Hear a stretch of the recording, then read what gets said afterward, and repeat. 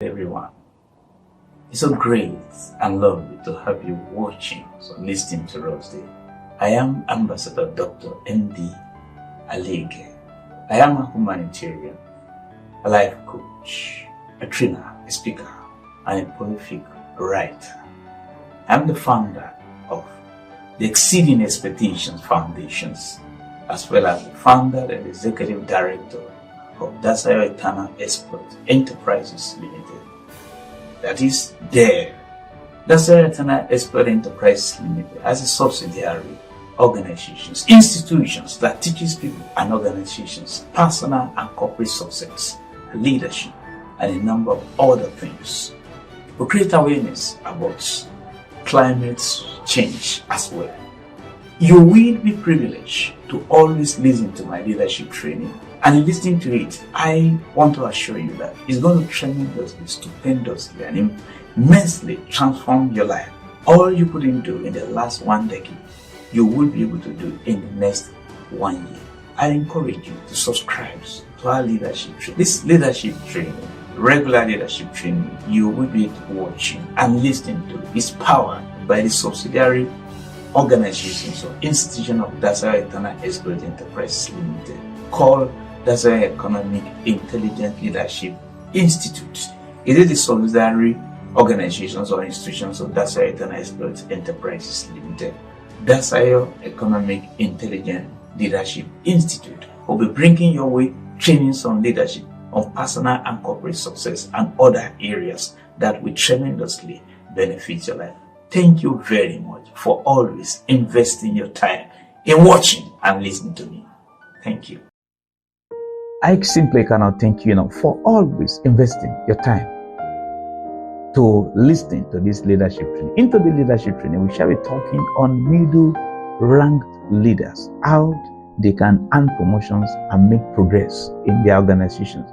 The master is prolific, profound, proficient, adept, consummate reader, writer, builder, encourager, leader, Dr. John C. Maxwell, irrefutably opined that sometimes leaders have to lead in a 360-degree manner. This summation chiefly, principally refer to those who are middle-ranked leaders in the organization. And practically speaking, every one of us, at one time or the other, we have to do this. You lead the leaders above you, and you lead the leaders beneath you, and you learn how to lead the leaders around you or at your level. Ask most middle-ranked leaders what they think about the feedback they receive from their boss. And the common, typical response you will get is, what feedback? We hardly get any. If this is your challenge, you can find way to get your boss to provide constructive criticism, plus how to leapfrog your promotions and progress in your organizations, and enjoy a robust, flourishing relationship with all kinds of leaders around you. A. Inquire how you are doing. Learn to ask questions from all the people around you. 1. Whenever your leader fails to communicate about your performance, ask this question: what is one thing that I might have done differently to get a better outcome? This will likely get a better response than the being general, as in, how did you like that job I did? This is too general. 2. Look for your organization's performance review form, the one used in your organization, to get feedback, and ask your leader to use the form to grade your performance. If he or she does not do it early enough, do it yourself and give it to him or her for reassessment. 3. Learn to listen to the complaints your leader gives about the nation and other leaders and the people around him or her. 4. Ask a close colleagues of your leader what he or she thinks of you. 5. Ask your leader, sir or madam, if you could send me to one training program, what would it be? Or request your boss help in creating a long-term professional development plan that includes one-on-one coaching. B. Increase your chances to be promoted and make impact. Design a career map with your leader that lays out possible routes through the hierarchy. The plan should include the dues you must pay and the form of time in great professional development and performance standard. Upgrade the map yearly. 2. Write down your career goals and ask your mentor for advice on how to attain them. 3. Don't be unrealistic in your request for a pay rise. Top management may find it too costly to promote or retain you. 4. Don't regularly approach your leader with too many issues. Let them be few as much as possible. 5. Approach your leader with a duplicate copy of your suggestion list. What can promote your organizations? Ensure you give him or her a copy while talking or discussing with him. 6. Study the routes that other leaders in your organizations have taken to the top. 7. Be one of those who arrive early to your place of work. 8. Be one of those who leave 5 minutes or 10 minutes later than the closing time. This may earn you in the good book of your organization leader. 9. Learn how to interact with the rank and file in your organizations. I once read a book on leadership in which it is said there that an interview was to be conducted for many applicants in that organization. And the first question that was asked all the applicants, the name of the security man. All of them obviously had met that man, with some ignoring him, some not greeting him, and with some barely answering him when he greeted them. They thought it never mattered. But alas, the first question they asked was the name of that security man on duty. 10. Be careful and friendly to people in position to which you desire. They may be asked to recommend a replacement for themselves someday. C. Influence the organization positively by selling yourself effectively. Highlight the elder gave us this quote, and I quote, "If I am not for myself, who will be? And if I am only for myself, what am I?" End of quote. Your success will advance your career only if others find out about them. You can keep the people in your company informed about the value of your contributions without necessarily blowing your own horn too loudly. How do you do that? Number 1, behave ethically and serve expertly and excellently. 2, keep key decision makers informed on an ongoing basis of development within your area of expertise that are of interest to the firm. 3, submit articles for publications in your company's newsletter that highlight your responsibilities and your accomplishments. Offer to write a monthly column.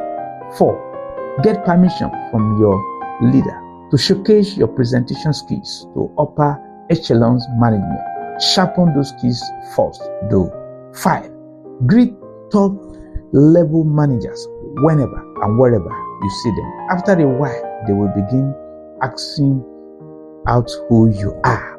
Number 6, author or co-author with your boss reports that will have high visibility. Make sure your name appears on the cover. Number 7, volunteer for assignment that will bring you into contact with a wide variety of new people, both inside and outside the company. 8, be sure your boss sees any written commendation you receive from customers. 9, never base your appeal on your financial need. Performance is the selling point or factor. However, you are wise to draw your leader past salaries that may have led to your being paid less than the value to the firm. 10, study the best time to see your leader. It is called psychological moment. Take note of the period of the time or the time your boss received good news. Study his moods and temperaments. Listen to Lois D. Barnes as we go to the D aspect of this leadership journey. Value has been defined as the ability to command the price. End of quote. 1, under this D, increase your job and business or investment security. 1, choose a job or a business where rapid growth is projected in the coming years. 2, become the best at what you do and, if possible, be indispensable. 3, be seen as a team player who seeks to promote the company more than yourself. Be willing to move literally as well as vertically to benefit the organizations or the firm. 4, work for the unit in your organization that contributes the most to the bottom line or is most vital to the company's mission. 5, make your unit more successful and therefore more vital to the organization. 6, find out what is hot in your field and become an expert at it. Stay on top of new development. 7, find out what is important to the CEO and become the most reliable supplier of it. Recommend cost-saving or income-producing measures. 8, make your boss look good all the time. 9, make no enemies. A scorned co-worker might be in a position someday to engineer your demise. 10, be a good friend. A close colleague might be in the position to give higher ups an opinion of your value to the organization one day. Thank you very much for listening to us today.